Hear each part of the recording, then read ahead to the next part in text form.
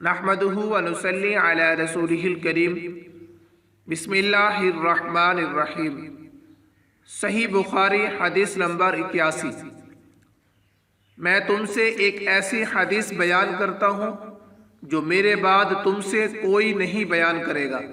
میں نے رسول اللہ صلی اللہ علیہ وسلم کو یہ فرماتے ہوئے سنا کہ علامات قیامت میں سے یہ ہے کہ علم دین کم ہو جائے گا، جہل ظاہر ہو جائے گا، زنا بکثرت ہوگا، عورتیں بڑھ جائیں گی اور مرد کم ہو جائیں گے، حتیٰ کہ 50 عورتوں کا نگراں صرف ایک مرد رہ جائے گا۔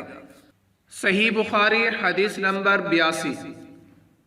میں نے رسول اللہ صلی اللہ علیہ وسلم کو یہ فرماتے ہوئے سنا ہے کہ میں سو رہا تھا، اسی حالت میں مجھے دودھ کا ایک پیالہ دیا گیا، میں نے خوب اچھی طرح پی لیا، حتیٰ کہ میں نے دیکھا کہ تازگی میرے ناخنوں سے نکل رہی ہے۔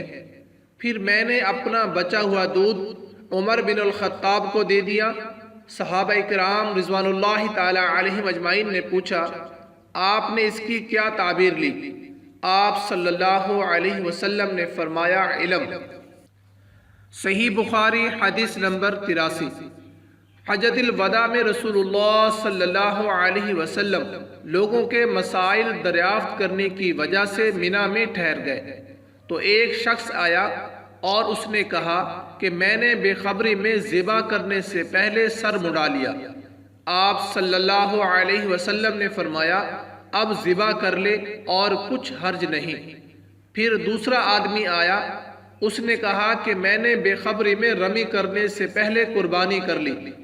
آپ صلی اللہ علیہ وسلم نے فرمایا، اب رمی کر لے اور پہلے کر دینے سے کچھ حرج نہیں۔ ابن عمر کہتے ہیں، اس دن آپ صلی اللہ علیہ وسلم سے جس چیز کا بھی سوال ہوا جو کسی نے آگے اور پیچھے کر لی تھی، تو آپ صلی اللہ علیہ وسلم نے یہی فرمایا کہ اب کر لے اور کچھ حرج نہیں۔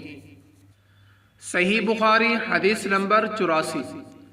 نبی کریم صلی اللہ علیہ وسلم سے آپ کے آخری حج میں کسی نے پوچھا کہ میں نے رمی کرنے یعنی کنکر پھینکنے سے پہلے ذبح کر لیا۔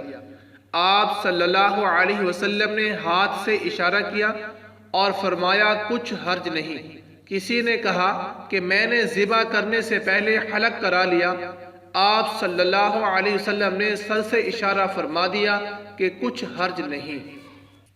صحیح بخاری حدیث نمبر 85۔ آپ صلی اللہ علیہ وسلم نے فرمایا کہ ایک وقت ایسا آئے گا کہ جب علم اٹھا لیا جائے گا، جہالت اور فتنے پھیل جائیں گے اور حرج بڑھ جائے گا۔ آپ صلی اللہ علیہ وسلم سے پوچھا گیا کہ یا رسول اللہ، حرج سے کیا مراد ہے؟ آپ صلی اللہ علیہ وسلم نے اپنے ہاتھ کو حرکت دے کر فرمایا، اس طرح، گویا آپ صلی اللہ علیہ وسلم نے اس سے قتل مراد لیا۔